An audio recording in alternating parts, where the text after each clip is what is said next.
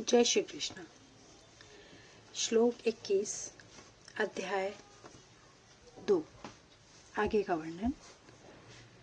अनुवाद। हे पार्थ, जो व्यक्ति यह जानता है कि आत्मा अविनाशी है, जन्मा, शाश्वत तथा अव्यय है, वह भला किसी को कैसे मार सकता है या मरवा सकता है। तात्पर्य। प्रत्येक वस्तु की समुचित उपयोगिता होती है और जो ज्ञानी होता है वह जानता है कि किसी वस्तु का कहाँ और कैसे प्रयोग किया जाए। इसी प्रकार हिंसा की भी अपनी उपयोगिता है और इसका उपयोग इसे जानने वाले पर निर्भर करता है। यद्यपि हत्या करने वाले व्यक्ति को न्याय संहिता के अनुसार प्राणदंड दिया जाता है, किंतु न्यायाधीश को दोषी नहीं ठहराया जा सकता, क्योंकि वह न्याय संहिता के अनुसार ही दूसरे व्यक्ति पर हिंसा किए जाने का आदेश देता है। मनुष्यों के विधि ग्रंथ मनु संहिता के में इसका समर्थन किया गया है कि हत्यारे को दंड देना चाहिए, जिससे उसे अगले जीवन में अपना पाप कर्म भोगना ना पड़े। अतः राजा द्वारा हत्यारे को फांसी का दंड एक प्रकार से लाभप्रद है। इसी प्रकार जब कृष्ण युद्ध करने का आदेश देते हैं तो यह समझना चाहिए कि यह हिंसा परम न्याय के लिए है, और इस तरह अर्जुन को इस आदेश का पालन यह समझकर करना चाहिए कि कृष्ण के लिए किया गया युद्ध हिंसा नहीं है, क्योंकि मनुष्य या दूसरे शब्दों में आत्मा को मारा नहीं जा सकता। अतः न्याय के हेतु तथाकथित हिंसा की अनुमति है। शल्य क्रिया का प्रयोजन रोगी को मारना नहीं, अपितु उसको स्वस्थ बनाना है। अतः कृष्ण के आदेश पर अर्जुन द्वारा किए जाने वाला युद्ध पूरे ज्ञान के साथ हो रहा है, उससे पाप फल की संभावना नहीं है। श्लोक 22, अनुवाद। जिस प्रकार मनुष्य पुराने वस्त्रों को त्याग कर नए वस्त्र धारण करता है, उसी प्रकार आत्मा पुराने तथा व्यर्थ के शरीरों को त्याग कर नवीन भौतिक शरीर धारण करता है। अणु आत्मा द्वारा शरीर का परिवर्तन एक स्वीकृत तथ्य है। आधुनिक विज्ञानीजन तक को आत्मा के अस्तित्व पर विश्वास नहीं करते, पर साथ ही हृदय से शक्ति साधन की व्याख्या भी नहीं कर पाते। उन परिवर्तनों को स्वीकार करने को बाध्य हैं जो बाल्यकाल से कौमारावस्था और फिर तरुणावस्था तथा वृद्धावस्था में होते रहते हैं। वृद्धावस्था से यही परिवर्तन दूसरे शरीर में स्थानांतरित हो जाता है। इसकी व्याख्या एक पिछले श्लोक में की जा चुकी है। अणु आत्मा का दूसरे शरीर में स्थानांतरण परमात्मा की कृपा से संभव हो पाता है। परमात्मा अणु आत्मा की इच्छाओं की पूर्ति उसी तरह करते हैं जिस प्रकार एक मित्र दूसरे की इच्छा पूर्ति करता है। मुंडक तथा श्वेतश्वर उपनिषदों में आत्मा तथा परमात्मा की उपमा को दो मित्र पक्षियों से दी गई है जो एक ही वृक्ष पर बैठे हैं। इनमें से एक पक्षी अणु आत्मा वृक्ष फल को खा रहा है और दूसरा पक्षी कृष्ण अपने मित्र को देख रहा है। यद्यपि दोनों पक्षी समान गुण वाले हैं, किंतु इनमें से एक भौतिक वृक्ष के फलों का मोहित है, किंतु दूसरा अपने मित्र के कार्यकलापों का साक्षी मात्र है। कृष्ण साक्षी पक्षी हैं और अर्जुन फल भोक्ता पक्षी। यद्यपि दोनों मित्र सखा हैं, किंतु फिर भी एक स्वामी है और दूसरा सेवक। अणु आत्मा द्वारा इस संबंध की विस्मृति ही उसके एक वृक्ष से दूसरे पर जाने या एक शरीर से दूसरे में जाने का कारण है।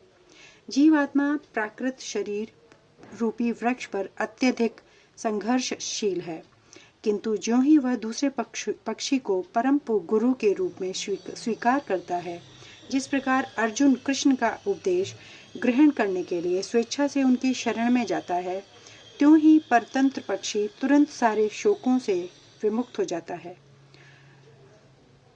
मुंडक उपनिषद तथा श्वेतश्वर उपनिषद समान रूप से इसकी पुष्टि करते हैं।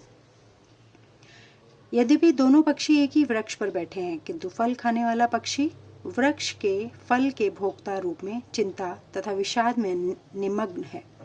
यदि किसी तरह वह अपने मित्र भगवान की ओर उन्मुख होता और उनकी महिमा को जान लेता तो वह कष्ट भोगने वाला पक्षी तुरंत समस्त चिंताओं से मुक्त हो जाता। अब अर्जुन ने कहा, मुख अपने शाश्वत मित्र कृष्ण की ओर फेरा और उसने भगवत गीता समझ रहा है।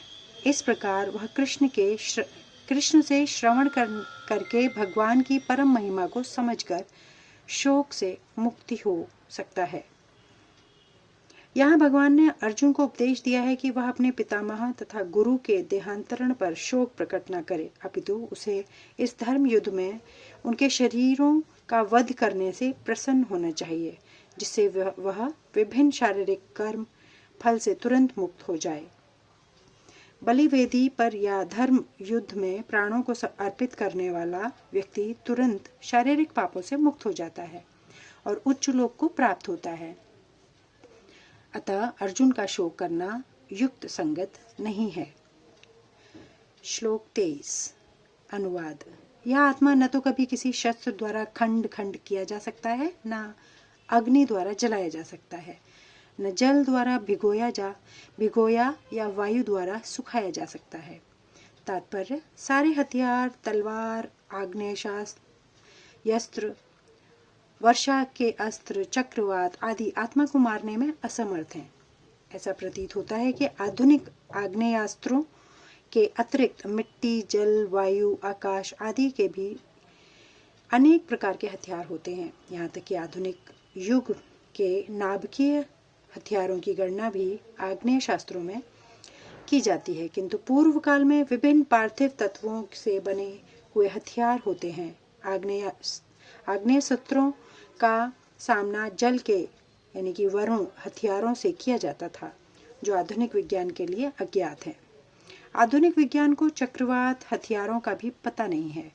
जो भी हो, आत्मा को न तो कभी खंड खंड किया जा सकता है और न किन्हीं वैज्ञानिक हथियारों से उसका संहार किया जा सकता, चाहे उसकी संख्या कितनी ही क्यों न हो। मायावादी इसकी व्याख्या नहीं कर सकते कि जीव किस प्रकार अपने अज्ञान के कारण उत्पन्न हुआ और तत्पश्चात माया की शक्ति से आवृत हो गया।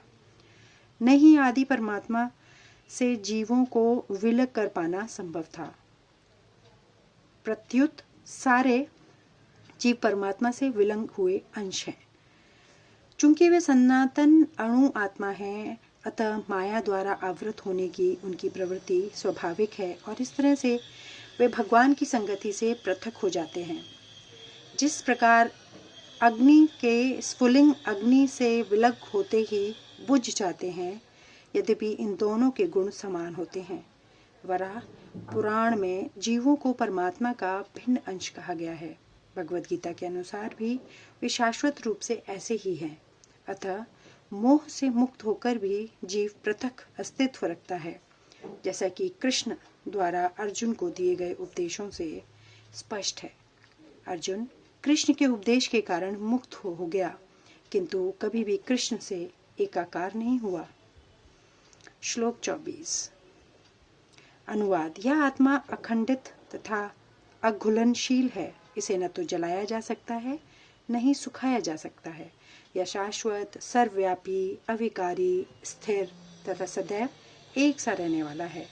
तात्पर्य, अणु आत्मा के इतने सारे गुण यही सिद्ध करते हैं कि आत्मा पूर्ण आत्मा का अणु अंश है और बिना किसी परिवर्तन के निरंतर उसी तरह बना रहता है।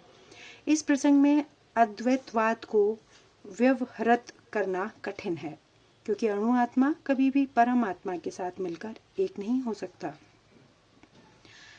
भौतिक कल्मश से मुक्त होकर अणु आत्मा भगवान के तेज की किरणों की आध्यात्मिक स्फुलिंग बुनकर रहना चाह सकता है, किंतु बुद्धिमान जीव तो भगवान की संगति करने के लिए वैकुंठ लोक में प्रवेश करता है। सर्वगत शब्द महत्वपूर्ण है, क्योंकि इसमें कोई संशय नहीं है कि जीव भगवान की समग्र सृष्टि में फैले हुए हैं। वे जल, थल, वायु, पृथ्वी के भीतर तथा अग्नि के भीतर भी रहते हैं। जो यह मानते हैं कि वे अग्नि में स्वाह हो जाते हैं, वह ठीक नहीं है, क्योंकि यहाँ कहा गया है कि आत्मा को अग्नि द्वारा जलाया नहीं जा सकता। अतः इसमें संदेह नहीं कि सूर्यलोक में भी उपयुक्त प्राणी निवास करते हैं। यदि सूर्यलोक निर्जन हो तो सर्वगत शब्द निरर्थक हो जाता है। श्लोक 25 अनुवाद। यह आत्मा अव्यक्त, अकल्पनीय तथा अपरिवर्तनीय कहा जाता है। यह जानकर तुम्हें शरीर के लिए शोक नहीं करना चाहिए। तात्पर्य, जैसा कि पहले कहा जा चुका है, आत्मा इतना सूक्ष्म है कि इसे सर्वाधिक शक्तिशाली सूक्ष्मदर्शी यंत्र से भी नहीं देखा जा सकता। अतः यह अदृश्य है। जहाँ तक आत्मा के अस्तित्व का संबंध है, श्रुति के प्रमाण के अतिरिक्त अन्य किसी प्रयोग द्वारा इसके अतिरिक्त अस्तित्व को सिद्ध नहीं किया जा सकता। हमें इस सत्य को स्वीकार करना पड़ता है, क्योंकि अनुभवगम्य सत्य होते हुए भी आत्मा के अस्तित्व को समझने के लिए कोई अन्य साधन नहीं है। हमें अनेक बातें केवल उच्च प्रमाणों के आधार पर माननी पड़ती हैं। कोई भी अपनी माता के आधार पर अपने पिता के अस्तित्व को अस्वीकार नहीं कर सकता। पिता के स्वरूप को जानने का साधन या एकमात्र प्रमाण माता है। इसी प्रकार वेदांत्य के अतिरिक्त आत्मा को समझने का अन्य उपाय नहीं है। दूसरे शब्दों में, आत्मा मानवीय व्यवहारिक ज्ञान द्वारा अकल्पनीय है। आत्मा चेतना है और चेतन है। वेदों के इस कथन को हमें स्वीकार करना होगा।